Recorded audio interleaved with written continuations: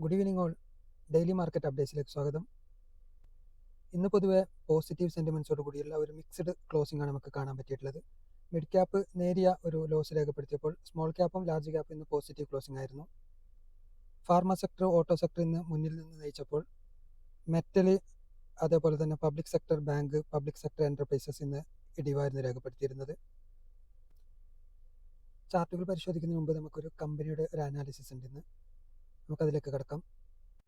ഇന്നത്തെ വീഡിയോയിൽ കൂടി ഉദ്ദേശിക്കുന്നത് ഈ സ്റ്റോക്കിൻ്റെ പ്രൈസ് പെർഫോമൻസ് റിവ്യൂ ആണ്. ഈ ഒരു stock buy or sell recommendation അല്ല.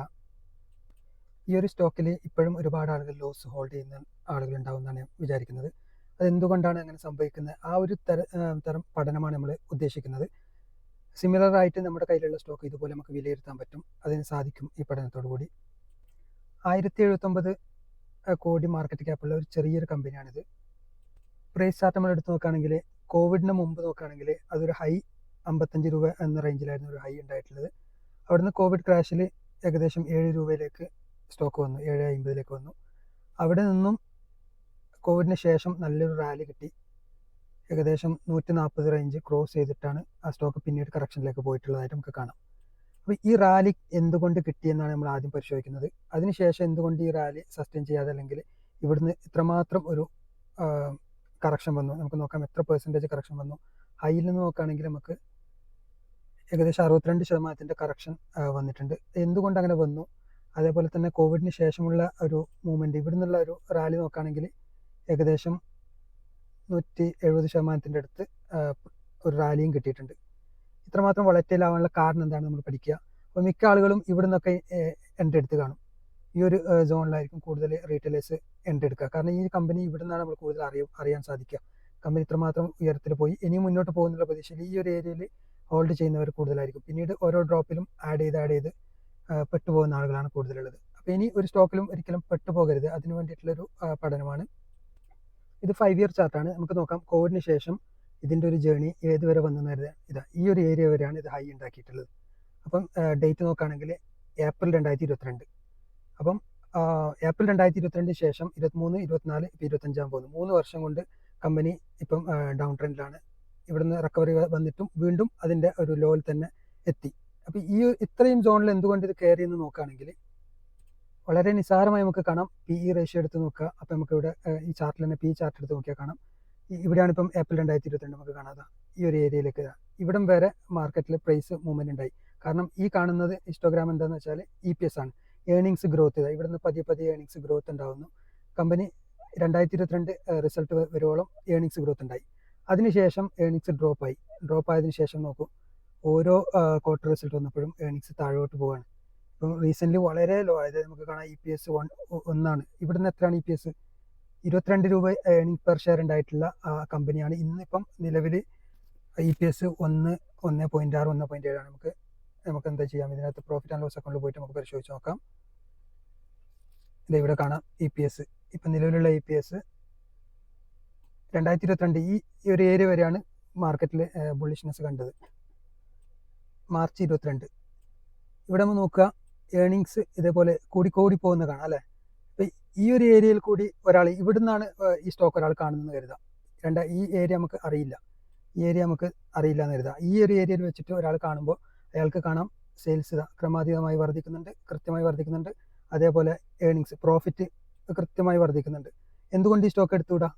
സ്വാഭാവികമായിട്ടും നമ്മൾ എന്ത് ചെയ്യും, ഈ ഒരു ഏരിയയിൽ നിന്നും ഇൻവെസ്റ്റ് ചെയ്യും അല്ലേ. ഈ ഒരു ഏരിയയിൽ നമ്മൾ എന്തായാലും ഇൻവെസ്റ്റ് ചെയ്യും. കാരണം നമ്മൾ നോക്കുമ്പോൾ പാസ്റ്റ് പെർഫോമൻസ് ഓക്കെയാണ്. അപ്പോൾ ഇനിയും മുന്നോട്ട് നല്ല പെർഫോമൻസ് കിട്ടുന്നല്ലേ ഒരാൾ വിചാരിക്കുക, എന്നിട്ട് അവർ ഇൻവെസ്റ്റ് ചെയ്യും. പക്ഷേ അവിടെ നടന്നതോ നേരെ ഓപ്പോസിറ്റ് അല്ലേ. ഇതൊരിക്കലും ഇൻവെസ്റ്റ് ചെയ്ത ആളുടെ മിസ്റ്റേക്ക് അല്ല. ആ സമയത്ത് ഇൻവെസ്റ്റ് ചെയ്യുന്ന ഒരാൾ നോക്കുക, ഇവിടെ PE 5.2 ആണ്. അപ്പം വാല്യുവേഷൻ അട്രാക്റ്റീവ് ആണ്. അങ്ങനെയാണ് നമ്മൾ ഇൻവെസ്റ്റ് ചെയ്യുക. ഇപ്പോൾ എന്തുകൊണ്ടാണ് PE വളരെ ഹൈയിൽ വന്നത്? കാരണം ഏണിങ്സ് കുറഞ്ഞു. ഏണിങ്സ് കുറയുമ്പോൾ സ്വാഭാവികമായിട്ടും PEൻ്റെ ഫോർമുല എല്ലാവർക്കും അറിയാലോ, പ്രൈസ് ഡിവൈഡ് ബൈ ഏണിങ്സ്. ഇവിടെ പ്രൈസ് എന്നുള്ളത് ഏകദേശം 141 ആയിട്ടുണ്ടെങ്കിൽ പോലും അവിടെ ഏണിങ്സ് വളരെ ഹൈ ആയിരുന്നു. ഇന്നിപ്പം പ്രൈസ് 60 ഉള്ളൂ, പക്ഷേ ഏണിങ്സ് എന്ന് പറയുന്നത് 1 ഉള്ളൂ. അപ്പോൾ സ്വാഭാവികമായിട്ടും PE വളരെ കൂടും. അപ്പോൾ അട്രാക്റ്റീവ് അല്ല ഇപ്പം. അതുകൊണ്ടാണ് പറയുന്നത് ഇത്രയും ചെറിയ കമ്പനികൾ എന്തുകൊണ്ട് ഇങ്ങനെ സംഭവിക്കുന്നതെന്ന് ചോദിക്കുകയാണെങ്കിൽ വളരെ ചെറിയ കമ്പനികൾ. ഇപ്പോൾ ഈ കമ്പനിയുടെ കൂടുതൽ ഡീറ്റെയിൽസും പഠിച്ചിട്ടില്ല. അപ്പം കൂടുതൽ പഠിച്ചാൽ നമുക്ക് മനസ്സിലാവും എന്തുകൊണ്ടാണ് ഈ പ്രൈസ് ഇത്രമാത്രം അല്ലെങ്കിൽ ഇത്രമാത്രം സെയിൽസ് ഉണ്ടായി, പിന്നീട് എന്തുകൊണ്ട് സെയിൽസ് ഡ്രോപ്പ് ആയി. നമ്മൾ കമ്പനിയെ കുറിച്ച് പഠിച്ചാൽ മനസ്സിലാവും. അപ്പം നമ്മൾ എപ്പോഴും ഇൻവെസ്റ്റ് ചെയ്യുമ്പോൾ കമ്പനിയെ കുറിച്ച് മനസ്സിലാക്കുക എന്നത് നിർബന്ധമാണ്. ഈ കാര്യങ്ങളൊക്കെ നമ്മൾ ശ്രദ്ധിക്കേണ്ട ഒരു കാര്യമാണ്. അപ്പോൾ ഇവിടെ നിന്ന് ഇൻവെസ്റ്റ് ചെയ്ത ഒരു വ്യക്തിക്ക് പിന്നീട് ഓരോ വീക്സ് ക്വാർട്ടർ റിസൾട്ട് നമുക്ക് കാണാം. മാർച്ച് 22 വരെ ഓക്കെയാണ്. പിന്നീട് നോക്കും 324 കോടി, 255, 237 ഈ ഒരു റേഞ്ചിലാണ് അല്ലേ ആ ഒരു അതായത് 430 അതിന് മുകളിൽ വരേണ്ട സെയിൽസ് ആണ്. പിന്നീട് സെയിൽസ് കുറഞ്ഞിട്ടായി നമുക്ക് കാണാൻ പറ്റും. അത് നമുക്ക് ഈസി ആയിട്ട് ഇവിടെ നോക്കിയാൽ തന്നെ കാണാം. EPS വളരെയധികം ഡ്രോപ്പായി കാണാം. 6.82, 6.4 ഓരോ ക്വാർട്ടറിലും ഉണ്ടായിട്ടുള്ള EPS ആണ്. പിന്നീട് അത് ക്രമാതീതമായിട്ട് കുറഞ്ഞു, വളരെയധികം കുറഞ്ഞെന്ന് വേണമെങ്കിൽ പറയാം. 4.3 ആയിരുന്നു ലാസ്റ്റ്. പിന്നീട് ഒരിക്കലും ഇവിടെ നോക്കാം വളരെ ചെറിയ പ്രോഫിറ്റാണ് കമ്പനി ഏൺ ചെയ്യുന്നത്. ഇവിടെ ആദ്യത്തെ ക്വാർട്ടറിൽ തന്നെ 2 ഡ്രോപ്പായി. പിന്നീട് 1 താഴെയാണ് ഇവിടെ ലോസ് ഉണ്ടാക്കിയ കമ്പനി. സ്വാഭാവികമായിട്ടും ഇങ്ങനെയുള്ള അവസരങ്ങളിൽ പ്രൈസ് മൂവ്മെൻറ്റ് നടക്കില്ല. എപ്പോഴും നമുക്ക് മനസ്സിലാക്കേണ്ടത് ഏർണിങ്സ് കോറിലേറ്റഡ് ആണ് പ്രൈസുമായിട്ട്. സ്ക്രീനറിൽ നമുക്ക് ഈസി ആയിട്ട് നോക്കാം. ഡയഗ്രാം എടുത്തു കഴിഞ്ഞാൽ പെട്ടെന്ന് നമുക്ക് മനസ്സിലാവുമല്ലോ. സെയിൽസിൻ്റെ ഇതാണ് സെയിൽസാണ് ഓരോന്ന് കാണുന്നത്. സെയിൽസ് 2022 ശേഷം ഏപ്രിൽ 2022 വരെ ഹൈ, പിന്നീട് മെയിൽ ഒരു ഹൈ ഉണ്ടാക്കി. പിന്നീട് ഒരിക്കലും സെയിൽസ് ഗ്രോത്ത് ഉണ്ടായിട്ടില്ല. സെയിൽസ് താഴോട്ട് പോകുന്നതാണ് നമുക്ക് കാണാൻ പറ്റുന്നത്. എന്ന് വെച്ചിട്ട് ഈ കമ്പനിയെ മോശമെന്ന് പറയുമോ അല്ലെങ്കിൽ ഈ കമ്പനിയിൽ ഓപ്പർച്യൂണിറ്റി എന്ന് പറയുമോ ഒന്നുമല്ല. നമ്മൾ പഠിക്കുക. കാര്യം നമ്മൾക്കൊരു കമ്പനിയിലെയും കമ്പനിയെ മാത്രം ഇഷ്ടപ്പെടാൻ പറ്റില്ല. അതിൻ്റെ ഡാറ്റാസ് നോക്കിയിട്ട് വേണം നമ്മൾ ഇൻവെസ്റ്റ് ചെയ്യാൻ. നമ്മൾ ഇൻവെസ്റ്റ് ചെയ്യുന്നത് എന്തിനാണ്? പ്രോഫിറ്റ് ഏൺ ചെയ്യാൻ വേണ്ടിയിട്ടാണ്. അപ്പോൾ ഇത്രയും കമ്പനി നമ്മൾ അറിയാതെ ഇവിടെ ഇൻവെസ്റ്റ് ചെയ്തിട്ടുണ്ടെങ്കിൽ നമ്മൾ സ്വാഭാവികമായിട്ടും കൃത്യമായിട്ടുള്ള സ്റ്റോപ്പ് ലോസ് മെയിൻറ്റെയിൻ ചെയ്ത ഒരാൾക്ക് ലോസ് ബുക്ക് ചെയ്ത് ഇറങ്ങാൻ പറ്റും. ലോസ് അല്ലാത്ത സമയത്ത് എന്ത് ചെയ്യും? ഇത് ഇത്രമാത്രം 60% ഒരു ഡിപ്പിലേക്കാണ് പോയിട്ടുള്ളത്. പിന്നീട് ഇവിടുന്ന് ചെറിയൊരു റിവേഴ്സൽ വന്നെങ്കിൽ വീണ്ടും താഴ്ത്ത് വന്നു. പിന്നെ ആ ഒരു ഹൈ കട്ട് ചെയ്ത് ഇവിടെ ഒരു പോസിറ്റീവ് നോട്ട് കണ്ടു, പക്ഷെ വീണ്ടും അത് ഡ്രോപ്പായി. ഇതാണ് നമുക്ക് കാണാൻ പറ്റുന്നത്. ഇനി ഈ കമ്പനി വളരണമെങ്കിൽ എന്ത് വേണം? കമ്പനിൻ്റെ ചെറിയ കാര്യങ്ങളൊക്കെ നോക്കുമ്പോൾ ഒരു പോസിറ്റീവ്നെസ് ഒക്കെ കാണാൻ പറ്റുന്നുണ്ട്. നമുക്ക് നോക്കാം. ഇൻവെസ്റ്റേഴ്സിൻ്റെ ഡാറ്റ എടുത്ത് നോക്കുകയാണെങ്കിൽ പ്രൊമോട്ടേഴ്സ് ഇപ്പോഴും ഹോൾഡ് ചെയ്യുന്നുണ്ട് 44.87. FII 1% ഒരു ഹോൾഡിംഗ് ഉണ്ട്. 2% അത് കുറച്ചു. അതുപോലെ തന്നെ DIയുടെ ഭാഗത്ത് നിന്ന് 0.05 ഒക്കെ ആയിരുന്നു, അതിപ്പോൾ 0.01 total number of share holders നോക്കുകയാണെങ്കിൽ 1,62,000 ആണ് ഇപ്പോൾ ഉള്ളത്. 1,88,000. കുറച്ച് അക്കുമുലേഷൻ ഇവിടെ നടന്നിട്ടുണ്ട്, നമുക്ക് കാണാം. 2 ലക്ഷമായിരുന്നു അത് അതിനു മുമ്പ്. മാർച്ചിൽ നമ്മൾ 1.10, 1.69 ഇവിടുന്ന് ഒരു ഡിസ്ട്രിബ്യൂഷൻ സ്റ്റാർട്ട് ചെയ്തു. ഡിസ്ട്രിബ്യൂഷൻ 1.69 2 എത്തി. പിന്നെ പതിയെ ഒരു അക്കുമുലേഷനാണ് ഇപ്പോൾ കാണാൻ പറ്റുന്നത്. അങ്ങനെ കുറച്ച് പോസിറ്റീവ്നെസ് നമുക്ക് കാണുന്നുണ്ട്. പക്ഷേ ഈ പോസിറ്റീവ്നെസ് ഒന്നും ഏർണിങ്സിൽ വന്നിട്ടില്ല. ഇനി വരും ക്വാർട്ടറിൽ ഏർണിങ്സ് ഓക്കെ ആണെങ്കിൽ ഒരു പക്ഷേ റിവേഴ്സൽ വന്നേക്കാം. അതൊക്കെ ഒരു പക്ഷേ മാത്രമാണ്. എന്ന് വെച്ചിട്ട് നമുക്കിപ്പോൾ ഇവിടെ ഒരു എൻട്രി ഇല്ല. ഇപ്പോൾ സംഭവിക്കാൻ പോകുന്നത് ഒരു ടെക്നിക്കൽ സപ്പോർട്ടിലാണ് ഇപ്പോൾ ഇതുള്ളത്. ഇവിടുന്ന് ഒരാൾ എൻട്രി എടുത്തു കഴിഞ്ഞാൽ ഒരു പക്ഷേ ഒരു റിവേഴ്സലൊക്കെ കണ്ടതിന് ശേഷം ഒരാൾ എൻട്രി എടുത്തു, അല്ലെങ്കിൽ ഈ ഒരു ഏരിയ ക്രോസ് ചെയ്യുമ്പോഴൊക്കെ എൻട്രി എടുത്തു കഴിഞ്ഞാൽ ഒരു ഇവിടെയൊക്കെ എത്തുമ്പോൾ വീണ്ടും റെസിസ്റ്റൻസ് താഴ്ത്ത് വരും. കാരണം അപ്പോഴേക്കും ക്വാർട്ടർ റിസൾട്ട് വരും. ക്വാർട്ടർ റിസൾട്ട് മോശമാണെങ്കിൽ വീണ്ടും താഴ്ത്ത് വരും. ഇനി ക്വാർട്ടർ റിസൾട്ട് ബെറ്റർ ആണെങ്കിൽ പതിയെ കയറാൻ ശ്രമിക്കും. അപ്പോൾ നെക്സ്റ്റ് ക്വാർട്ടർ എത്തും. ആ ക്വാർട്ടറിൽ ഓക്കെ ആണെങ്കിൽ വീണ്ടും കയറും, അടുത്ത ക്വാർട്ടർ വരും. അങ്ങനെ ഇമ്പ്രൂവ്മെൻറ്റ് കാണുന്നുണ്ടെങ്കിൽ മൂവ്മെൻറ്റ് ഉണ്ടാവും. ഇമ്പ്രൂവ്മെൻറ്റ് ഇല്ല എങ്കിൽ ഈ കമ്പനിയുടെ വീക്ക്നെസ് മനസ്സിലാക്കിയിട്ട് അവിടെ സെല്ലിംഗ് പ്രഷർ വരും, വീണ്ടും താഴ്ത്ത് വരും. അപ്പോൾ സ്റ്റോക്ക് മാർക്കറ്റിൽ ഇൻവെസ്റ്റ്മെൻറ്റ് എന്നത് റിസ്ക് ആണ്. പക്ഷെ പഠിച്ചു കഴിഞ്ഞാൽ കൃത്യമായി നമുക്ക് അത് യൂട്ടിലൈസ് ചെയ്യാൻ പറ്റും. ഇപ്പോൾ ഏത് കമ്പനി ആണെങ്കിലും നമുക്കറിയാം ഇന്ന കമ്പനി, ഇതൊക്കെ നമ്മുടെ കയ്യിലിരിക്കുന്ന ഒന്നല്ല.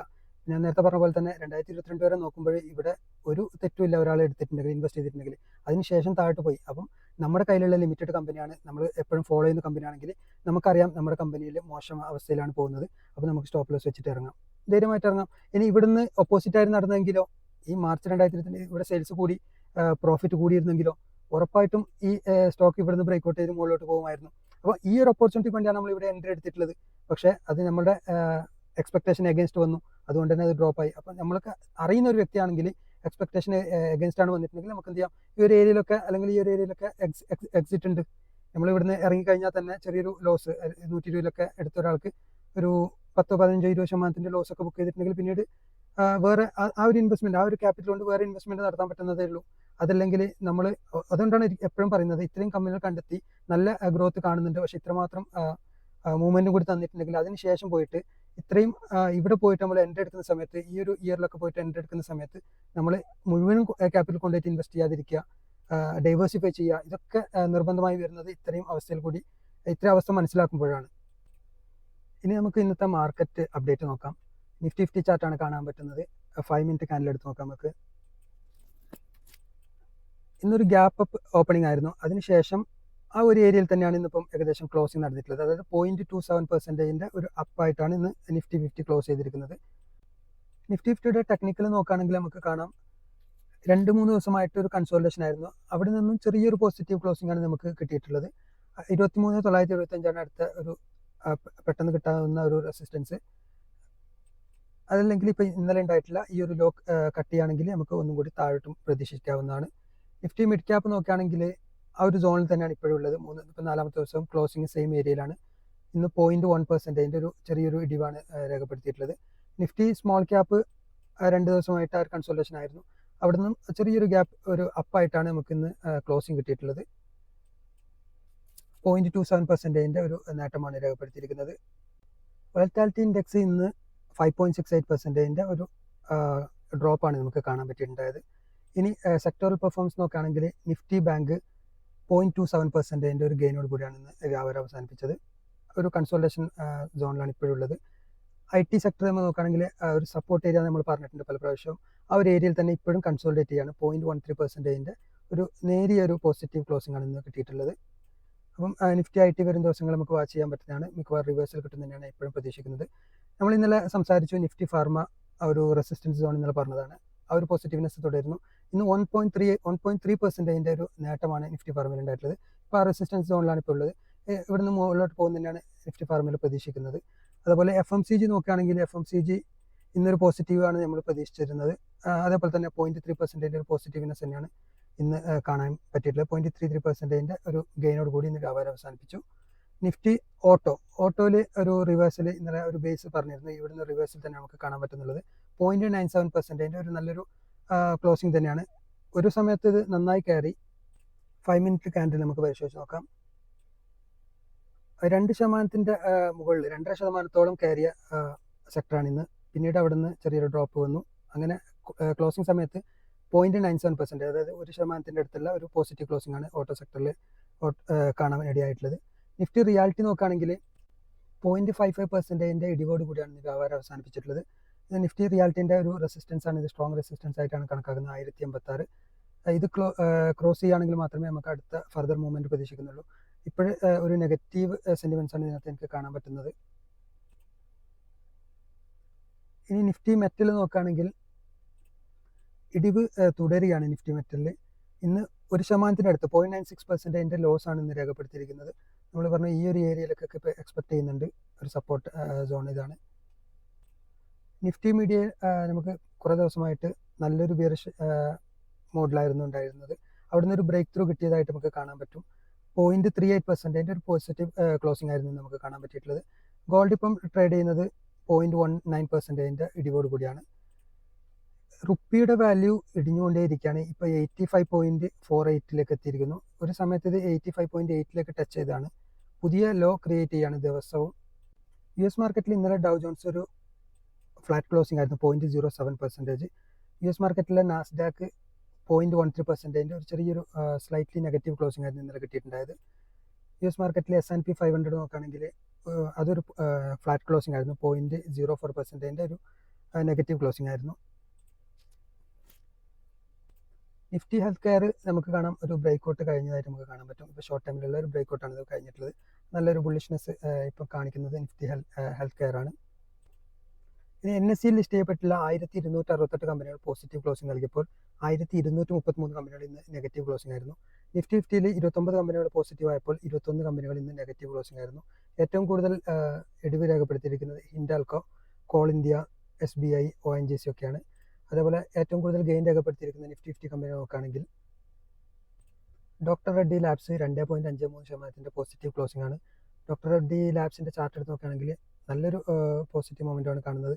ഈ ഒരു ഏരിയ ബ്രേക്ക് ചെയ്തിരിക്കുന്നു. ഇനിയിപ്പം റെസിസ്റ്റൻസ് എന്ന് പറയുന്നത് 1412 ആണ്.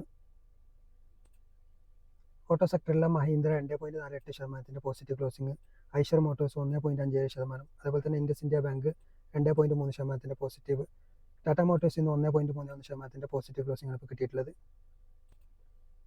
കൂടുതൽ അപ്ഡേറ്റുമായി മറ്റൊരു അവസരത്തിൽ കാണാം. Thank you for watching. Good night.